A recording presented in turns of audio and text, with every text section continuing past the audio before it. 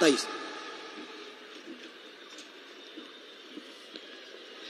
सर्व महामानवांना अभिवादन. भारतीय बौद्ध महासभेच्या आजच्या धम्मपीठावरती उपस्थित असलेले आजच्या सभेचे अध्यक्ष, भारतीय बौद्ध महासभेचे जिल्हाध्यक्ष PG वानखेडे साहेब, बाळासाहेब आंबेडकर, तसंच भंते राजा ज्योती, आजच्या विचारमंचावरील सर्व फुले शाहू आंबेडकरवादी सहकारी आणि विचारमंचाला अर्थ प्राप्त करून देणारे सर्व समस्त बंधू भगिनींनो, आज आपण दरवेळेला 14 ऑक्टोबरला जेव्हा बाबासाहेबांनी आपल्या स्वतः दीक्षा घेतली आणि लाखो लोकांना दीक्षा दिली, त्याची आठवण म्हणून आपण कायमच धम्मचक्र प्रवर्तन दिन साजरा करत असतो. तो धम्मचक्र प्रवर्तन दिवशी दीक्षाभूमीवर होतो आणि अकोल्याला आपण गेली अनेक वर्ष सातत्याने तो अकोल्यामध्ये करतोय. माझ्या दृष्टीने धम्मचक्र प्रवर्तन दिन आणि बाबासाहेबांनी लाखो अनुयायांसह दीक्षा घेणं हा काही केवळ एक धार्मिक घटना नाहीये, तर बाबासाहेबांनी त्यांच्या आयुष्यामध्ये केलेलं अत्यंत महत्वाचं सामाजिक आणि राजकीय विधान आहे. आणि या विधानाद्वारे त्यांनी इथे विषमतेमध्ये गाडलेल्या माणूस म्हणून जगण्याचा अधिकार नाकारलेला, ज्या माणसांचा, ज्या समूहांचा आत्मविश्वास हरवून घेतलेला होता, अशा सगळ्या समूहांच्या वतीने इथल्या अन्यायकारी विषमतावादी व्यवस्थेला दिलेलं ते आव्हान होतं. इतके वर्ष आम्ही तुमचा अन्याय सहन केला, आता नाही, याच्या पुढे आम्ही तुमचा अन्याय सहन नाही. ज्या व्यवस्थेने मध्ये तुम्ही आम्हाला घालून टाकलंय ती व्यवस्था आणि तो धर्मच आम्ही नाकारत आहोत आणि आम्ही आमच्या मुक्तीचा वेगळा मार्ग स्वीकारतोय हे दाखवणारे ते विधान होतं. आणि त्यांनी या भारताला प्रचंड मोठा सांस्कृतिक, धार्मिक आणि सामाजिक धक्का दिलाय हे आपल्याला माहिती आहे. मी हा धक्का दिलाय अशासाठी म्हणतेय कारण कुठलंही सरकार येवो, कोणत्याही सरकारला सगळ्यात भीती कोणाची असते तर इथली आंबेडकरी जनता, फुले शाहू बाबासाहेबांच्या मागण्यावरती चालणारी जनता आपल्या विरुद्ध उठून उभी राहिली. खरंच त्यांनी बंद केलं तर काय, ही धास्ती इथल्या प्रत्येक व्यवस्थेला असते. आणि म्हणूनच वेगवेगळ्या पद्धतीने आपलं आंदोलन चिरडण्याची, आपल्यामध्ये फूट पाडण्याची, आपल्याला वेगवेगळ्या पद्धतीची आमिष दाखवण्याचं एक कारस्थान इथली व्यवस्था सातत्याने करत असते. कुठल्या व्यवस्थेला आव्हान दिलं होतं? इथल्या अन्यायकारी व्यवस्थेला आव्हान दिलं होतं, इथल्या चातुर्य व्यवस्थेला आव्हान दिलं होतं, इथलं शिकण्याचा आणि विचार करण्याचाच अधिकार नाकारणाऱ्या इथल्या व्यवस्थेला आव्हान दिलं होतं. आणि त्या व्यवस्थेला आव्हान देत देत त्यांनी आपल्याला मुक्तिपंथ दाखवला होता. फक्त आपल्या भीमस्तुतीमध्ये मुक्तपथ कोणता एवढं बोलून आपल्याला चालणार नाहीये, तर त्यांनी दिलेला मुक्तिपंथाचा मार्ग आपल्याला खऱ्या अर्थाने समजून घेतला पाहिजे, स्वीकारला पाहिजे, त्याचा डोळसपणाने विचार केला पाहिजे आणि पुढे गेलं पाहिजे. हा मार्ग कुठला होता? हा मार्ग आपल्याला नेणार होता आपल्याला मानसिक गुलामगिरीतनं मुक्त करण्याकडे. हा मार्ग आपल्याला नेणार होता इथली व्यवस्था मोडण्याकडे. हा मार्ग आपल्याला नेणार होता आपला आत्मसन्मान जागृत ठेवून सगळ्यांनी एकत्र येऊन सामूहिकरित्या इथल्या व्यवस्थेला आव्हान देण्यामध्ये.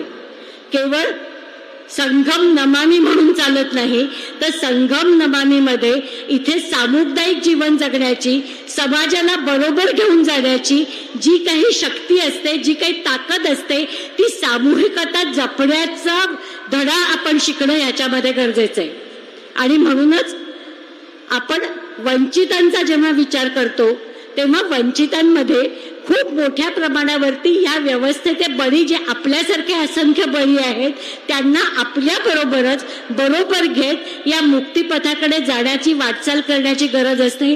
बाबासाहेबांचा सम्यक जीवनाचा मार्ग त्यांच्यापर्यंत पोहोचवणं आणि बहुसंख्याकांनी तो मार्ग स्वीकारणं याची गरज असते. आणि तो खऱ्या अर्थाने सामाजिक, राजकीय, आर्थिक क्रांतीचा मार्ग आहे आणि आपण तो त्याच्यामध्ये स्वीकारला पाहिजे. खूपदा आपण बोलत असताना बाबासाहेबांनी दाखवलेल्या मार्गावर आपण जात असताना त्या मार्गावरची जी महत्वाची आपली तत्व आहेत प्रज्ञा, शील, करुणा, विवेक, समता ही वाक्य आपण भाषणांमध्ये सातत्याने बोलत असतो, घटनेची तत्व म्हणून आपण त्याचा बोलत असतो, पण खूपदा त्याचा खरंच पुढे जाऊन विचार करतो का ह्याचाही आपण विचार करण्याची गरज आहे. प्रज्ञा म्हणजे नेमकं बाबासाहेबांना काय म्हणायचं होतं? प्रज्ञेबद्दल बोलत असताना किंवा प्रबुद्ध भारत सारखं पाक्षिक सुरू करत असताना बाबासाहेबांची अशी इच्छा होती की इथल्या सगळ्या जनतेने प्रज्ञावंत व्हावं. प्रज्ञावंत होणं याचा अर्थ केवळ शैक्षणिक डिग्र्या घेणं, मोठमोठी पदं मिळवणं हा नाहीये, तर परिस्थितीचा सारासार विचार करणं, परिस्थिती समजून घेणं, आपल्यावर होणाऱ्या अन्यायाविषयी डोळस राहणं, समाजामध्ये जे काही बदल घडतायत, आर्थिक बदल जे घडतायत, जे कायदे बदलतायत, जे रोजच्या रोज वेगवेगळे नियम बदलतायत, ते सगळे नियम इथल्या जनतेच्या, वंचित जनतेच्या आयुष्यावर उठणारे कसे आहेत हे जेव्हा आपण समजून घेतो तेव्हा खऱ्या अर्थाने आपण प्रज्ञावंत होण्याचे मार्ग करत असतो. केवळ घोषणा देऊन हे प्रज्ञावंत होणार नाही, तर घडणाऱ्या घटनेकडे आपण डोळसपणे कडलं पाहिजे. आणि औपचारिक शिक्षण हा दिशेने, त्या जाण्याच्या दिशेने जाणारा एक टप्पा आहे, ते अंतिम ध्येय नाही. औपचारिक शिक्षण हा आपला हक्क आहे, कारण औपचारिक शिक्षणातनं, व्यावसायिक शिक्षणातनंच आपण इथली जातीवर आधारित जी काही वर्णरचना आहे, जातीवर आधारित जी काही व्यवसायाची रचना होती ती आतापर्यंत संपूर्णपणे मोडून काढली आहे. पण डोळसपणे जगण्यासाठी, डोळसपणे समाजकारण करण्यासाठी, डोळसपणे राजकारण करण्यासाठी त्याच्या पलीकडे सुद्धा जाऊन आज काय घडतंय त्याचा विचार करण्याची गरज आहे. आज परिस्थिती अशी निर्माण केलेली आहे की एखादा प्रस्थापित समाज स्वतःचं वर्चस्व टिकवण्यासाठी, एखादा सत्ताधारी समाज, मी केवळ पक्ष म्हणत नाहीये, पण सत्ताधारी समाज, प्रस्थापित वर्ग हा इथल्या प्रत्येक प्रमुख पक्षामध्ये, प्रत्येक प्रमुख राजकीय आघाडीमध्ये आहे, आणि तो समाज आपला वर्चस्व टिकवण्यासाठी कायमच वंचितांना वंचितच ठेवण्याचे वेगवेगळे खेळ करत असतो, त्यांना दाबत असतो, त्यांच्यावर अन्याय करत असतो. त्या सगळ्यातनं बाबासाहेबांनी घटनेमध्ये आपल्याला खूप अधिकार आणि स्वातंत्र्य आणि तसंच संरक्षण देऊन आपल्याला एक मार्ग दाखवला. शिक्षणाद्वारे आपण अनेक गोष्टी मोडून काढल्या, आणि तरी सुद्धा ज्या शिक्षणाद्वारे आपण प्रगती केली ते शिक्षण आपला आवाक्या बाहेर नेऊन ठेवण्याचं काम इथे चाललंय. समाजशास्त्रामध्ये असं म्हटलं जातं की कुठल्याही सत्ताधारी समाजाला खात्री असते की ज्यांना आपण दाबतोय, ज्यांना आपण टाचेखाली चिरडतोय, ते कधी ना कधीतरी आपल्या विरुद्ध उभं राहून बंड करतील. मग त्यांचे वेगवेगळे पर्याय सुरू होतात, ते त्यांचे बंड मोडून काढण्याचे पर्याय सुरू होतात. मग त्याच्याकरता त्यांची वेगवेगळ्या पद्धतीची सेना असते, पोलीस यंत्रणेचं दमन करणं वापरलं जातं. माझ्या आधी बोलताना सुजातनी ज्या सगळ्या तरुण आंबेडकरी युवकांची नावं घेतली, त्यांच्या कोणाच्याही अन्यायाच्या पाठीमागे व्यवस्था त्यांच्या बाजूने उभं राहिली नाही, तर अन्याय करणाऱ्यांच्या बाजूने उभं राहिली, हे आपण त्याच्यामध्ये पाहिलंय.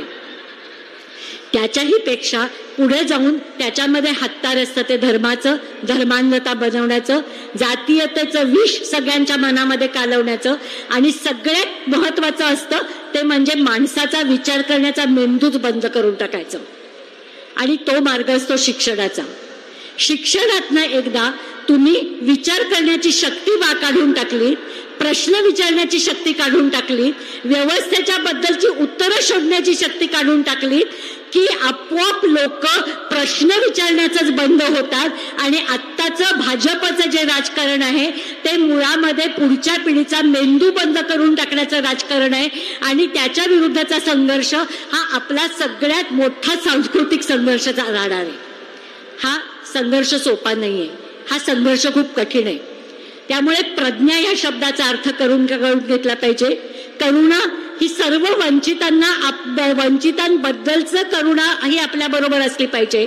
या मार्गावर पुढे जाताना समता हा केवळ भाषणात वापरण्याचा शब्द नाहीये, तर माझ्या रोजच्या जीवनामध्ये मी समतेचं आचरण करतोय की नाही, करतेय की नाही, अगदी माझ्या घरापासून हा विचार करण्याची गरज आहे. आणि या सगळ्या मार्गावर जात असताना आपण एकट्या दुकट्याने नेऊन चालवणार नाहीये, तर धार्मिक पातळीवरती, राजकीय पातळीवरती सामाजिक पातळीवरती आपण जर एक राहिलो, आपलं ऐक्य राहिलं, आपला एकमुखी आवाज राहिला, तरच कुठेतरी या व्यवस्थेला आपण तोंड देऊ शकणार आहोत. आपलं काय होतं, आपल्यातलेच काही लोक अतिशय विद्वान त्यांनी आपला बौद्धिक भेद करण्यावरती सोडलेले असतात. ते वेगवेगळ्या पद्धतीची आपल्यासमोर भाषणं करतात, वेगवेगळे मुद्दे मांडतात आणि आपण त्याच्यामध्ये वाहवत जातो.